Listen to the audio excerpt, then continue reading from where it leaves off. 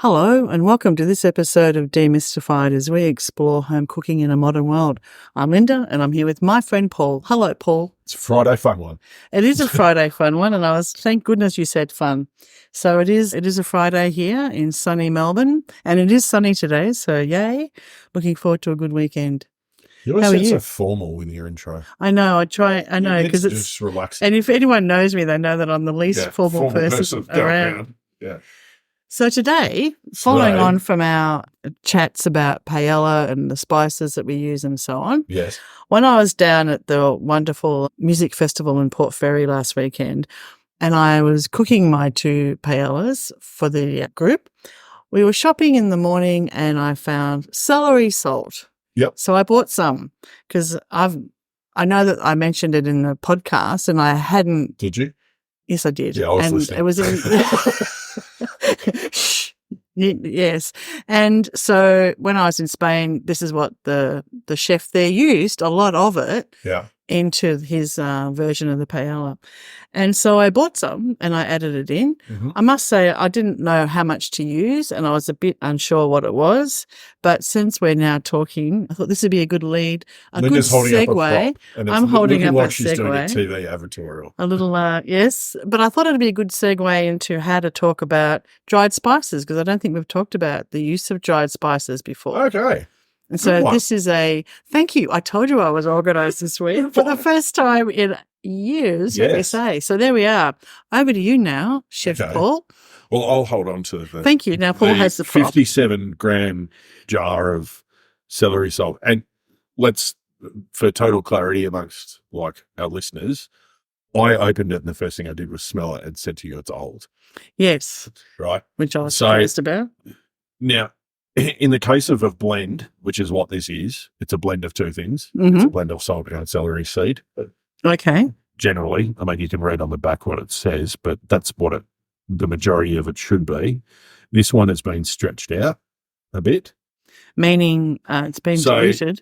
Yes. So good celery salt should be celery seed and salt.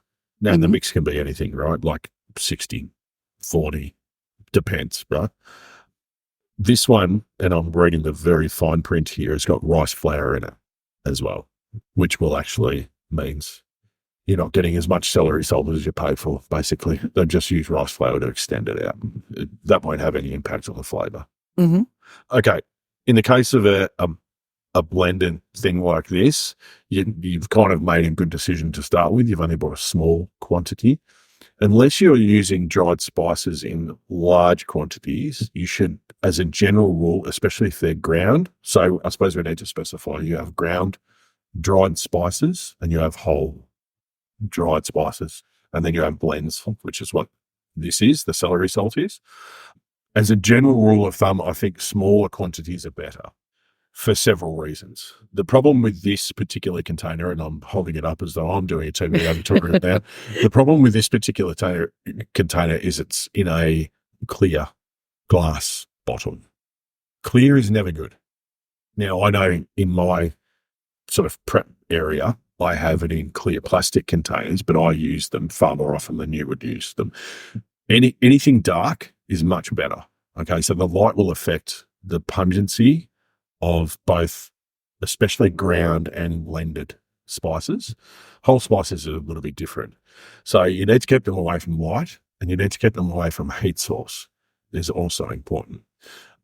The idea behind them, and especially if we start with whole spices, is that when you use them, you release the oils that are trapped inside. When you buy them ground, those oils have been released, okay? And it's kind of like anything. They lose their pungency and aroma and flavour over time, and they also get acrid and rancid quicker than what you would think, especially if they're treated to a lot of light and a lot of heat. So quite often these days, and if we come back to sort of appliance world where I'm from, you see people building in to their island bench induction cooktop. And underneath that, because they're a small footprint, right, directly underneath the induction cooktop, they'll have a drawer. And a lot of manufacturers will have them set up as spice drawers. I've seen that, yes. Probably the worst place you can keep your spices. So while induction works in a very particular way and it heats the inside of the pot or pan, there is still radiant heat that comes down from the item that you're cooking through the base of the unit. And that's also where the cooling fans are for the induction cooktop itself. But it does get warm, right? It's the worst place you can keep your spices. In a pantry, a dark pantry is the best. Buy in small quantities. And where possible, I think it's always better to grind your own. And when I say grind your own, mortar and pestle will do it. So buy your spices whole and grind them yourself. And when you're using them, you kind of want to activate them. So you need to probably, Indian cookery is famous for doing it. So you'll always see, not always, but depending on what the dish is being cooked, but let's take a lot of curries will start off with like mustard seeds, and you pop the mustard seeds in a lot of oil, right? Or in a amount of oil. You need to activate the spices by adding heat, but you don't want to do that over a medium heat over a long period of time, which is what loses their pungence. So they'll lose their color, they'll lose their flavor, they'll lose their pungency if you keep them too long. So smaller quantities is better, which is why you quite often see spices like this in 50s. I mean, it's quite precise, right? 57-gram container. You do pay more. Right? Yeah, the packaging alone. The packaging alone is worth so much more than the contents. Yeah. So what you're probably better off doing is actually going and buying some celery seed and a small amount. Let's say you could buy 100 grams of celery seed. So it's still a small amount, but then you grind what you need to make celery salt and just make your own mix. Now, in the case of you buying this and then saying, I'm not sure how to use it, the best thing you can do is taste it. So try it. Well, that was pretty bloody obvious, wasn't it? And what did I not do? I didn't do that. Especially if it's a salt, right? So you don't know, unless you really read the fine print here, you don't know how much salt it is or how salty it will be, what salt's been used. Remember, because we've talked about salt, we have talked about salt, and the different ways that salt enhances flavour, but you can also get metallic taste from salt if it's got a high iodine. So if you're doing a blend, like one that I have in my cupboard, and out and out will say every day of the week, there is one which I buy from a very particular place, which is a Moroccan spice blend. It's got 1,000 different things in it, and it is a convenience product for me. It's kind of like buying a pizza, right? I'd prefer to make my own, but at times I need a convenience product, and that's really good on barbecue chicken and bits and pieces. I use it often, but rather than buy the 17 different spices that it needs to create it, I just buy that, and I buy it in small quantities, and it's really good. But to know what it tastes like, to know how to use it, you got to taste it. So okay, that makes sense. Taste your spices first. Yes, of course. Because most people will know what, like coriander seed or cumin seed or anything like that. But if you buy a blend, and especially something with a salt in it, like the famous one, especially in Australia, and I don't know if it's famous elsewhere overseas, is chicken salt. Oh, chicken salt. The right? Ubiquitous chicken salt. Yeah. Everywhere you go. And chicken salt is essentially just dried stock cubes mixed with salt. That's chicken stock cubes, like back in the day when I was a kid. Yes. Circa 1980s, that's how you made stock, right? Yes. You had that, and they were in a little like foil packaging, individual foil packaging. That's right. And like if you wanted to get the day off school and make yourself really sick really quickly, you just ate 2 of those. No way. No way. But chicken salt is essentially like a stock powder mixed with salt. Okay, kids don't try that at home, please. Yeah. But any time you get a blend, especially a salt blend, you're best off tasting it, because that should be a significant part of the seasoning of your dish. So my question to you then is, although you did use this, and I can see roughly how much you used, did you add salt as well? No, I didn't. I normally don't add a lot of salt to my paella. No. Okay. I figure there's enough in the mix with. Did you try the paella before you served it? No. Actually, no, so I did. No, sorry. No. I personally didn't, but I did have a couple of taste testers who, for the 2 paellas I had going at the same time. Okay, so here's a fundamental. They were actually saying, no, that tastes really good. Yeah. So whenever you are cooking, try, taste all the time. Try and taste it. We have talked about that before. Yeah. Yeah. But that's like. But And if I imagine the size of the paellas that you did, they would have fed, what, 12 people each? Well, one was small, and yes, one fed probably, one would feed 12 and one would definitely feed 6. Yeah, okay. So we're talking a reasonable volume of food, right? How many kilos of chicken went in it? Over a kilo? It was four chicken breasts. So yes, so over a kilo. And then it was only 3/4 of a cup of rice because there was a lot of vegetables and a lot of chorizo and chicken. Okay. So I pulled back the big pan because that rice does, create a lot of volume. And you've used, it wasn't I would full. suggest Don't forget, they're never full. Yeah, I would suggest to you that you've probably used maybe there 8 were three. grams. There were 3 because my friend, there was enough chicken and chorizo and vegetables left over that then when I had returned to Melbourne, my beautiful friend, I left Evelyn all the ingredients and she made one for their lunch. On the final day. So this is season 3 paellas. Yes. Yeah. So I just, for all the viewers at home listening, there is at best a fifth gone. Mm-hmm. Now, if I was doing that sort of volume and if I'd have tasted this, I would suggest that it should be over half gone. Okay. So I reckon you've underseasoned. Maybe. Well, I can't say for sure, but you've underseasoned. But if you tasted it now, how would you describe it? Well, I've tasted celery salt before, and most bars have celery salt in them because it's a vital part of the Bloody Mary. Oh, is it? Yeah. So okay. Vital part of the Bloody Mary. There's a lot of salt in this mix, and there's paprika in there as well, I can tell you. In there? Taste it. Yeah. Wow. Okay. Sorry, it's really hard to see. It's quite small. Yeah, paprika and capsicum.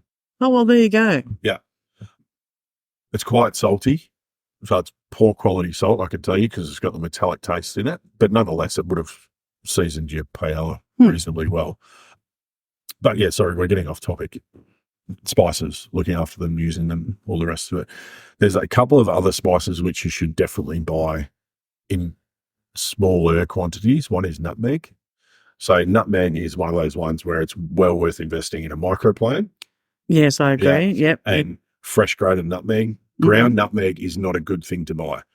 It just doesn't have the same punch or aroma, or it just doesn't work the same. So the difference between whole cumin and ground cumin is very minimal in flavour profile. Ground nutmeg versus whole nutmeg, it's kind of not dissimilar to what you get from ground cloves versus whole cloves. Whole cloves are a much rounder flavour, whereas ground cloves are very difficult to get exactly right for the recipe because generally you're using like an 1/8 or 1/4 of a teaspoon for something. So I prefer whole spices in those scenarios. With those two in particular, mace is probably another one. I've never used mace. Yeah, I think it's a bit old school. Not a lot of people use mace anymore. And then other ones which I don't think work as ground is allspice. Mm-hmm. So allspice is quite a common one, which goes into like suet puddings, goes into a lot of that Christmassy sort of cakes and things like that. Christmas puddings, all that sort of stuff will often use allspice. I think grinding your own allspice is better and it will keep longer. And what goes into allspice? Allspice is a spice. Oh, is it? Of its own. Oh, it's not a mix of others? No, it's not a blend. Well, that's a bit of a misnomer in the name, isn't it? Yeah. Okay. Yeah, no, it's not a blend. Okay. Yeah. But sometimes you're forced to get a blend, right? Because there's very particular blends which sort of have their own flavour. So it's kind of like this, right? So celery salt, it's a thing, right? It was kind of probably invented by spice manufacturers and you sometimes can't mimic it. Now, celery salt, you can mimic yourself. A couple of the ones that you can't, a Chinese 5-spice, it's really hard to make your own. So Chinese 5-spice is very distinct flavour, and I've found it very hard to make my own exact copy of Chinese 5-spice because you quite often don't get quantities. Mm-hmm. I'm sure there's a recipe out there and someone would have done it, but I think it's probably a lot of work. So Chinese 5-spice, I think things like those Moroccan spice blends and stuff like that, you're probably better off buying the blended one already. But simple ones like this, celery salt, you'll get a better celery salt by buying your own celery seed and mixing it with good salt. and it'll give you a better result. Celery salt can be delicious. Really good on top of a Bloody Mary, as I said. But anything with tomato, it's really, really nice. Okay. What other ones? But yeah, I think you've got to grate your own nutmeg. Allspice, you're better off grinding yourself. Mace as well. Cloves as well. Get them whole. But then everything else is sort of open for whatever you like. So the ones that I keep often as whole is cinnamon, but I also have ground cinnamon. So Dutch ground cinnamon and whole cinnamon, they're two very different. They give you two very different flavour profiles. Mm-hmm. So cinnamon I'll throw into a braise, but I would never throw ground cinnamon into a braise. But I'll throw ground cinnamon into a curry with a cinnamon stick as well. Okay. Right. So what else do I use? Like Szechuan pepper is another one, which I think is a must-have for every kitchen. Szechuan pepper is really good in desserts, really, really good on fish. It does a lot of things. It's not a common one that a lot of people encounter, but Szechuan pepper is really good. Is it hot? Is it spicy? No. Okay. If you mix Szechuan pepper with salt, you get what's called prickly ash. That's what that's called. And we've meant to have several conversations about it, but then you can get into the native stuff. Oh, yes. Wow. Yeah. That's another topic for another day. But especially for where we are, like Australian native spices, they're super, super pungent, super strong, full of aroma, full, like punch you in the face flavour. Yes, that's true. Yes. We have this thing called mountain pepper and you can look it up on the internet. Mountain pepper or pepperberry is also known as. And it kind of looks like a black peppercorn. It's not dissimilar in look. It's a little bit more purplish in colour and generally not as dried as a black peppercorn. But every now and again, you'll eat let's say you eat corned beef, right? And in the corned beef liquor, you'll throw peppercorns in it and you might get one stuck in your tooth. You know what I mean? And it's hot and you go, oh, wow, okay, that was a whole peppercorn. But you work your way through it, right? It's not going to kill you. You cannot do that with a single mountain pepper, pepperberry corn. It is so hot and so in your face. It's not chili hot and it's not wasabi hot. They're two different things. Very different. No, but that's right. It is, yeah. So with the ones that you don't understand, just tread carefully. Particularly those ones. Yeah. How do you feel about, I see a lot of recipes on my phone that pop up that have granulated garlic and onion. And I've never used either of those and I don't know. Big in North American cuisine. Okay. I've never used them. And so I've used them probably in the last 2 or 3 years, but for very specific things. So I would never ever do powdered onion or garlic or granulated, and there's differences, right? So you can get powdered garlic or granulated garlic, and you can get powdered onion or granulated onion, and they're very different, and they behave very differently. Okay. I think powdered onion is actually quite a cool thing to play with. I use them for very specific needs because I still believe a sautéed onion with some garlic in it is a better flavour profile for most things. So you might see on Food Network in America, someone will throw that into their tomato sauce for their pasta or their pizza or whatever. For me, never, ever, ever. But I have used it for things like making burgers. It's kind of cool. But I'm not a big one for spice rubs and stuff, especially for the barbecuing culture, where over there it's huge. You can get a spice blend and mix for everything. We'll have Kansas City ribs and St. Louis ribs, and everything has got its own spice blend. Okay. I've never been a big one for that because I want to taste the pork or the fish, or that's what I want, and I want salt to use to bring out that flavour rather than mask it, I think is what I'm trying to say. And a lot of them will contain, and even the spice mixes that I'm talking about, wouldn't surprise me if Moroccan spice mix and other ones will have granulated or powdered onion and garlic in them. They're interesting to have in your cupboard. They don't keep one because they draw humidity really quickly, so they get really hard and rocky. Oh, okay. And they're hard to use after that. And even if you put them in a blender or a spice grinder, they're hard. So they really needs to be looked after if you want to keep them. But yeah, they're worth playing with, worth experimenting with. I see a lot of recipes. Well, I see a lot of recipes that seem to be putting it on like a chicken breast that'll be butterflied, and then have cheese or cream cheese, and then different sprinklings of onion or garlic. And I just thought, I've never really thought of that. Yeah, I mean, it doesn't give you the true onion and garlic flavour. I think that's the thing about it, right? So nothing will, like, even though it's dried onion, effectively, like it is a dried onion, I'm not 100% sure on the process, but I'm pretty sure it's not cooked. So it's a raw onion note rather than a sauteed or cooked onion note. It depends what you want. Like I don't object to them, but they can be a little bit sort of dried fish foody to me sometimes, especially in a blend. But then again, I'll buy some spice blends from where I know I'm getting them from. So like famous ones, Ras El Hanout, which is a North African spice blend, Zatar, which is another one, Dukkha, that's a spice blend. Yeah. You know, we've embraced those ones. Totally. And they're really good. Like a good Dukkha, you can make yourself. Yes. Right? It's very simple. Sesame seeds, pistachio nuts, generally, coriander. There's half a dozen ingredients in it. It's not difficult, but get some good warm bread and olive oil and a bit of Dukkha. It's nice. Yeah, it's fantastic. And it's good really good to cook with. Good for chicken, good for tagine, like anything like that. Yeah. So they're kind of, they're good, but you can make all of those yourself.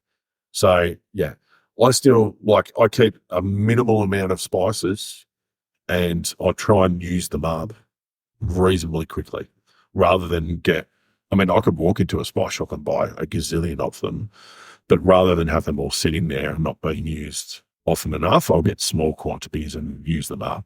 The ones that I use the most and the ones that I enjoy the most, I really, really, really like good quality smoked paprika. I think it's unbeatable on a lot of things. It adds a roundness to a lot of food. So I really like that. Cinnamon, as I always have. Star anise I have all the time. Star anise really good in all sorts of things, not just in Asian food. Like it's used quite a lot in French food, actually. Obviously peppercorns of different sorts. Nutmeg I keep. I've got a lot here, but this is a kitchen. But at home I don't keep a whole lot. And certainly coriander, cumin, turmeric, dried and ground turmeric, absolutely, because I do a bit of curry. Okay. Yeah. But, no. I don't know. Well, there you are. I think we've only scraped the surface. Right? We need to really explore this more. Yeah, and especially the native stuff, because it's that's some serious. If anyone's got the opportunity to get some native Australian ingredients, try some of the spices. Sometimes they are hard to source here, aren't they? Yeah, online is actually the best place. It's hard to grow them, but online's the best. It's hard to grow them in source, in quantities. It's hard to get, like the flour and so on, it's hard to get quantity enough. There's growers, but yes. Yeah. But like any spices, whether it's a blend, whether it's whole, whether it's whatever, I suppose my advice is small quantities is best. You can always go again. And small quantities, and try and keep them in the dark. Keep them in the dark. Relatively cool. And try and make your own blends with just a mortar and pestle. Yeah, or if you're fancy like grinder. You are, yes, get a spice grinder. And then spice grinder, it essentially is a coffee grinder, right? Effectively, yes. Yeah. So, and they're a brilliant piece of kitchen kit to have. Really, really good, because you can do like the starting of the curry paste in them. So you can throw lemongrass and turmeric and all those hard sort of ginger and all that, and you can just blitz that up in there. They're a good toy. Fantastic. Well, thank you. Might need to get one of those for Christmas section. I can recommend where I got mine from. Yeah. Well, all right. Thank you for that. And for everybody out there listening, we'd love to hear some feedback on what your favourite spices and must-haves are. So out there, happy cooking, everybody. Happy cooking. Happy weekend. Until next time. Week. See you later. Bye. Thanks for listening to this podcast as we explore home cooking in a modern world. We'd love you to subscribe, and for more information, please go to our website, cookingwithsteam.com.